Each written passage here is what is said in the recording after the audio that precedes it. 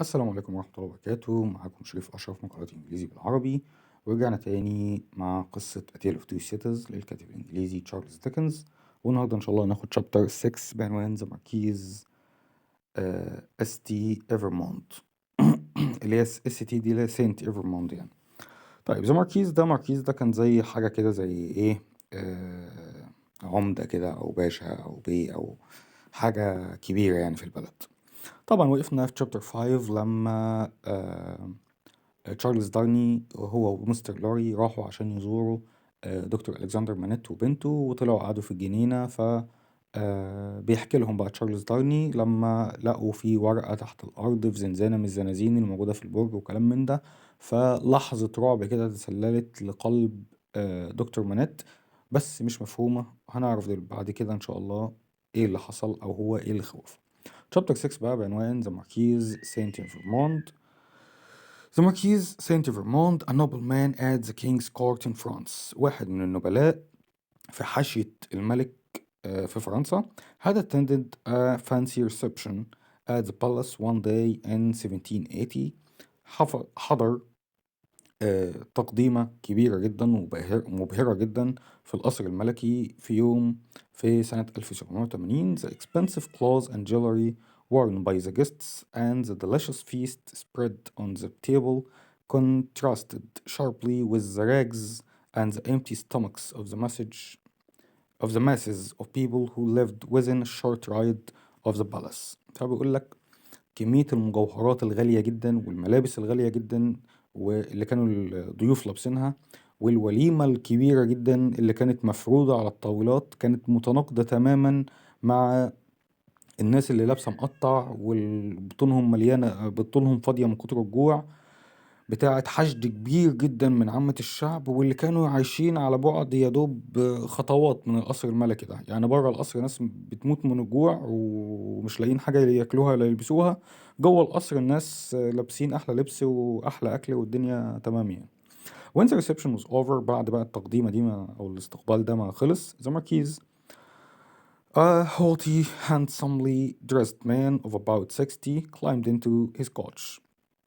راجل لابس متشيك وتمام، عمره تقريبا حوالي 60 سنة، ركب العربية بتاعته anxious to leave Paris as quickly as possible، وهو متشوق إن هو يطلع من باريس بأقصى سرعة. He had been ignored by the king at the reception. تم تجاهله، الملك نفض له يعني بمعنى أصح في الاستقبال ده. and his anger was still with him، وكان لسه غضبان بقى وشايط وهو طالع. so he rather enjoyed the reckless speed with which his driver was handling his coach. فتجاهل أو استمتع بالسرعة الجنونية يعني الغير مبررة بتاعة السواق بتاعه، هو طاير بالعربية بتاعته. for it made the common people scatter before him، خلى الناس عامة الشعب يا عيني قاعدين يجروا قدامه خايفين من العربية لا تدوس عليهم. as the coach swooped around one corner، العربية وهي داخلة أو هتحود من بعض من زاوية كده في corner، a sickening thud was heard. حصل صدمة كده. the horses reared and loud cries reached the marquis's ears. حصل صدمة جامدة أو خبطة جامدة كده، والحصنة reared عملت صوت صهلت يعني، وصرخات عالية وصلت أذان الماركيز ده. He would have ordered the driver to proceed hadn't 20 hands grabbed the horse's reins. أمر السواق بتاعه إن هو كمل عادي، ما تشغلش بالك باللي بره، بس لقى في 20 ايد ماسكين اللجام بتاع الحصان leaning out the window. اما نزل الشباك بتاع العربية بتاعته. he saw a tall man in a nightcap picking up a bundle from under the horse's hooves. لقى راجل طويل كده ولابس نايت كاب، زي حاجة زي الزونت كده او الكلبوش يعني، وشايل حاجة كده في ايده من تحت حوافر الحصان. The man knelt down in the mud and began howling like a wild animal. الراجل ده وطى على الأرض في وسط الطين وبدأ إن هو يعمل زي ما كان بيفحر زي الحيوان المفترس كده. Pardon Monsieur the Marquis said a ragged man, but it's his child. قال له معلش اعذرنا يا سيادة الماركيز بيه، بس ده ابنه اللي تحت اللي تحت أقدام الحصينة ده. When the man rose and rushed towards the carriage، الراجل أمن على الأرض واندفع ناحية العربية. The Marquis reached for his sword. الماركيز قام شايل السيف بتاعه بقى عشان اللي قرب مني اقتله يعني. killed screamed the marker dead. فالفازر screamed the father قصدي. فالأب عمل لهم اتقتل مات. The Marquis looked out of the crowd and reached for his purse. قام باصص على الناس اللي واقفين كده وقام مادد ايده بيدور على المحفظة بتاعته. I can't understand why you people can't take care of yourselves and your children, he said. أقول له مش عارف والله انتوا مش مخلين بالكم من نفسكم من عيالكم ليه يعني؟ شايفيننا بنجري اتنيلوا اقعدوا في جنبي يعني، ما مش لازم تمشوا في الوقت اللي احنا ماشيين فيه يعني. مش عارف والله الناس عامة الشعب دول ناس غريبة أوي. One of you is always in the way of the coach. لازم دايما كده كل ما نيجي ماشيين بالعربية نلاقي حد فيكم في السكة. مش عارف الوقت اللي احنا ماشيين فيه بتنيلوا اقعدوا في بيوتكم تعرفوناش. To think that you might have injured my horses. ما بتفكروش ابدا ان انتم ممكن في يوم من الايام تجرحوا واحد من الحصانة بتاعتي. Here give the man this. وقام ايه مديله حاجة في ايده كده، اديله للراجل يا عم اللي ابنه مات يلا وخلصنا. He tossed the gold coin down into the street. وقام رامي اللي هو ايه عملة ذهبية كده على الأرض في الشارع. ادوها يا عم للواد اللي أبوه اللي ابنه مات ده، يلا مش مشكلة أجي على نفسي يعني.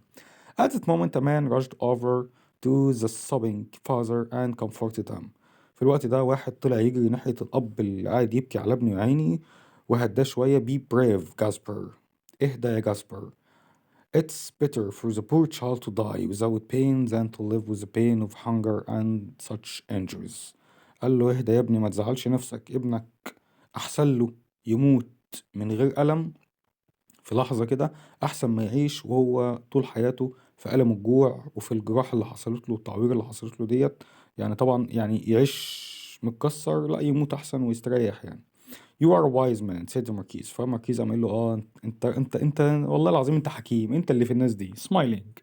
What's your name؟ وهو ايه بيبتسم كده. انت اسمك ايه؟ جاسبارد ده بقى عارفين مين جاسبارد ده؟ الراجل اللي في اول شابتر خالص اللي خد بعض نقاط النبيذ من على الارض وكتب بيها كلمة بلاد على الحيطة. هو ده جاسبارد بقى. مين بقى اللي بيهديه دلوقتي؟ الراجل الحكيم ده مسيو ديفارج. I'm the wine seller. أنا راجل ببيع نبيذ. pick that up and spend it as you will. فقام قال له خلاص سيد ماركيز خد انت العملة المعدنية على الأرض دي شيلها من على الأرض يا حبيبي واصرفها زي ما انت عايز. tossing another gold لا ده اديله واحدة تانية معلش. tossing another gold coin out of the carriage. وقام ايه رميله كمان عملة معدنية كده من العربية. خد انت اصرف دي بقى. but as he sat back in his seat with a satisfied smile. بس هو بيقعد بقى على المقعد بتاعه تاني satisfied smile آسف. وبيقعد تاني على المقعد بتاعه وهو في ابتسامة رضا كده. The coin came flying back into the carriage. العملة لقاها طايرة داخلاله تاني في العربية بتاعته. Who threw that? shouted the Marquis. مين السافل اللي رمى العملة عليا دي؟ انتوا مجانين. He looked at the spot where Devarge had been standing. وبص على الحتة اللي كان ديفارج واقف فيها. The poor father lay sobbing on the pavement. الأب الفقير يعني حتى مش قادر يجيب حق ابنه قاعد على الأرض وهو قاعد يعيط على الرصيف. and beside him stood a dark-haired woman knitting. واقف جنبه ست عجوزة كده شعرها أسمر بتخيط يبقى على طول مين؟ مس ديفارج شطار. getting no reply from the silent peasants. ومفيش طبعا محدش رد عليه من الفلاحين الصامتين اللي واقفين دول. only a long hard stare from مدام ديفارج. كل اللي حصل عليه نظرة طويلة وبحلقة طويلة كده من مدام ديفارج. The Marquis ordered his carriage on. قال للسواق بتاعه ده يلا بنطلع احنا ضيعنا وقت كتير مع الناس دي. ايه يعني قتلنا لهم عيل يعني؟ فده الحصانة بتاعتي يا أخي. Hours later بعدها بكام ساعة the carriage entered a poor village at sunset and stopped at a posting house. a stable to change horses. العربية دخلت في وقت الغروب كده وصلت قرية ووصلت لبوستنج هاوس زي مكتب بريد كده أو حاجة. a stable to change horses عشان يبدلوا الأحصنة لأن الأحصنة بتمشي مسافات طويلة فبتتعب. فهيسيبوا الأحصنة بقى اللي تعبت ديت ياكلوا ويشربوا وبتاع وياخدوا أحصنة تانية مكانهم يعني.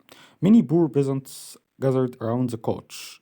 بعض أو العديد من الفلاحين الفقراء اتجمعوا أو اتلموا حوالين العربية including a grizzled man in a blue cap. ومعاهم راجل لابس كاب أزرق. Monsieur the Marquis، قام قايل له سيد الماركيز. said the man removing his cap as he approached. هو بيحرك أو بيشيل الكاب بتاعه كده، هو بيقرب من الماركيز. أمارات فيكسر، أنا واحد من اللي بصلح الطرق.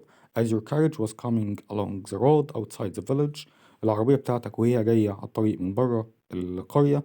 I saw a man swinging by the chain underneath it. أنا شفت واحد متشعلق بسلسلة، معلق نفسه بسلسلة يعني تحت العربية بتاعتك. Who was he? snapped the Marquis. مين الكلب ده؟ Who hated to waste time talking with people of the lower classes. الماركيز اللي بيكره إن هو يضيع وقت وهو بيتكلم مع الطبقات الأقل منه في المكانة يعني. He wasn't from this part of the country. قال له لا، الراجل ده ما كانش من الجزء ده من البلد، ما كانش من القرية بتاعتنا يعني. I never saw him before in my life, monsieur. أنا عمري ما شفت الراجل ده قبل كده. What did he look like؟ قال له طب شكله إيه؟ قال له your carriage was traveling too quickly for me to get a good look, monsieur. قال له لا، العربية بتاعتك كانت ماشية بسرعة كبيرة جدا وأنا ما قدرتش أشوفه. The Marquis sent for monsieur Gabelle, who was in charge of the posting house and who thus knew whenever a stranger entered the village. فالماركيز قام باعت لواحد اسمه مسيو جابيل، ده كان مسؤول عن البوستنج هاوس ده وكان عارف كل الأغراب اللي بيخشوا القرية.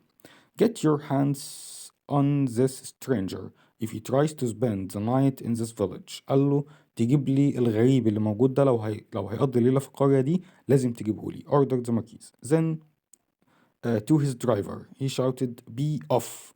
وقام مزعق للسواق بتاعه كده يلا اتحرك. The coach drove off at great speed. العربية اتحركت بسرعة كبيرة جدا. And later that evening the Marquis arrived at his castle. ويومها في وقت متأخر الماركيز وصل القلعة بتاعته to keep an appointment with his nephew، عشان يكمل كلام مع أو مقابلة مع ابن أخوه تشارلز who was arriving from England. تشارلز مين بقى؟ تشارلز دارني شطار عشان يقابل بقى ابن أخوه تشارلز اللي كان جاي من إنجلترا. When the two were seated over dinner، هما الاتنين بقى قعدوا خلاص عشان يتعشوا. The Marquis asked Charles Darnley why he had returned to France. فالماركيز بيسأل تشارلز دارني انت ايه اللي وداك فرنسا تاني؟ Sir said Charles. فتشارلز بيقول له يا سيدي ours is an honorable family. عيلتنا عيلة شريفة ومكرمة but we have mistreated the people and now we are paying for it. بس احنا أسأنا معاملة الناس واحنا دلوقتي بندفع الثمن ده. My father punished everyone who interfered with his pleasure. أبويا كان بيعاقب أي حد كان بيتدخل في متعته أو يعني إيه بيأثر عليه أو بيضايقه في أي حاجة ممتعة هو بيعملها يعني. And you، وأنت كمان my father's twin brother، أخو أبويا التوأم and heir to his property، ووريث لأملاكه have also done wrong. أنت كمان غلطت نفس غلطته. My mother on her deathbed begged me to be merciful to the people and to make up for the wrongs you both have done. أمي وهي على فراش الموت اترجتني ان انا ابقى رحيم بالناس وان انا اصلح الاخطاء اللي انتوا الاتنين عملتوها، هو وابويا يعني. I have been trying to do this for years and have returned to France to continue to help the poor peasants. انا كنت بحاول اعمل ده لسنين طويلة ورجعت فرنسا عشان احاول ان انا اكمل مساعدة الفلاحين الغلبة. We were both into this family said the Marquis sternly. فبيقول له بحسم كده وبغلظة يعني، قال له احنا الاتنين من نفس العيلة. And I for one will fight to keep these revolutionary peasants from changing the ruling system in France. وانا ب بمكانتي دي او انا عن نفسي هفضل احارب بان انا اخلي الفلاحين اللي عايزين يعملوا ثورة دول الثائرين دول امنعهم من ان هم يغيروا نظام الحكم السائد في فرنسا. Even if it means fighting and imprisoning you as well. حتى لو ده هيخليني أحاربك أنت نفسك وأحبسك أنت كمان. This property and my country are both lost to me. قال له أنا بالنسبة لي وممتلكاتي ودولتي دي خلاص بالنسبة لي ضاعوا. Charles answered sadly، وهو بيجاوب بحزن. France is a land of misery and ruin. فرنسا بقت بلد المعاناة والبؤس والحطام. I will live somewhere else to work to support myself. أنا أشتغل في مكان تاني أو أعيش في مكان تاني عشان أحاول أدعم نفسي بنفسي، يعني مش عايز منكم حاجة ومن ممتلكاتكم وبتاع. cried the marquise looking around the luxurious room. هو بيبص في الأوضة الفخمة اللي هم قاعدين فيها دي. You will live in England I suppose. فبيقول له أنت هتعيش في إنجلترا؟ قال yes, there I will not feel ashamed of my family name for I don't use it. هناك أنا مش هخجل من اسم عيلتي اللي مبني على دم الناس، يعني لأن أنا هناك هعيش من غير ما استخدم اسم العيلة ده. Other Frenchmen have fled to England. Do you know a doctor and his daughter? The Marquise asked with a sly smile. فبقول له في ناس تانية برضه هربوا من هنا راحوا انجلترا، تعرفهم؟ سلاي سمايل كده اللي هي ابتسامة خبيثة يعني. بقول له كان في دكتور وبنته برضه هربوا من هنا وراحوا فرنسا، تعرفهم؟ قال له yes I do. Why do you ask؟ أعرفهم، تسأل ليه؟ Without replying to his nephew, the Marquise ended the conversation by calling a servant and ordering him to show Charles to his room. الماركيز مردش عليه ونهى المحادثة بأن هو نادى على أحد الخدم وأمره أن هو يوري تشارلز أوضته. Then the Marquis went to his own bed chamber. والماركيز كمان هو كمان راح على أوضة النوم بتاعته. As he lay in bed waiting for sleep to come. هو نايم على السرير كده مستني النوم يجي. He thought about the day that had passed. قعد يفكر في اليوم اللي خلص كده. The palace reception. الاستقبال في القصر. The child killed by the carriage. والواد الطفل اللي اتقتل أو العربية قتلته. The grieving father. الأب الباكي يا عيني اللي ابنه مات. The fixer of roads. والراجل اللي بيصلح الطرق. And the tale of the man hanging from the coach. وحدوتة الراجل اللي كان متشعلق في العربية. A very bad day ended. يوم كان وحش قوي. He muttered as sleep finally came. بيكلم نفسه كده والنوم بعد ما وصل أخيرا. As the Marquis slept, the stone faces on the castle's front walls stared out into black night. ساعة ما نام ال stone faces on the castle's front walls الأوجه الصخرية أو الوشوش الصخرية المرسومة على حيطان القلعة بتاعته ديت stared out into the black night. بدأت تلمع في الليلة المظلمة. Sounding no alarm as silent footsteps crept towards the gates. وهي مفيش أي أي تحذير أو أي صوت، وفيه في الوقت اللي كان فيه خطوات أقدام بتحبي أو ماشية ناحية البوابات في صمت يعني. When the sun rose the following morning. لما الشمس طلعت تاني يوم. There was another stone face at the castle. كان في وجه صخري آخر في القلعة. That of the Marquis on his pillow. A mask of fear was frozen on his face. ماركيز وهو نام على مخدته. A mask of fear was frozen on his face and a knife lay driven into his heart. كان في قناع من الخوف متجمد على وشه، يعني كان وشه باين عليه الرعب والخوف، وسكينة مغروزة في قلبه، يعني حد دخل عليه بالليل وقتله، فطبعا تعابير وشه كانت من الرعب والخوف والكلام من ده. Around the handle was a note. وكان حوالين مقبض السكينة دي كان فيه ملاحظة مكتوبة He's ready for his tomb from Jacks. هو جاهز لموته أو للمقبرة بتاعته من الجاكس. الجاكس دول طبعا قلنا اللي هم مجلس قيادة الثورة أو الناس اللي كانوا المخططين للثورة في فرنسا. وكده يكون خلص شابتر 6. انتظروني إن شاء الله في شابتر 7 قريب جدا، والسلام عليكم ورحمة الله وبركاته.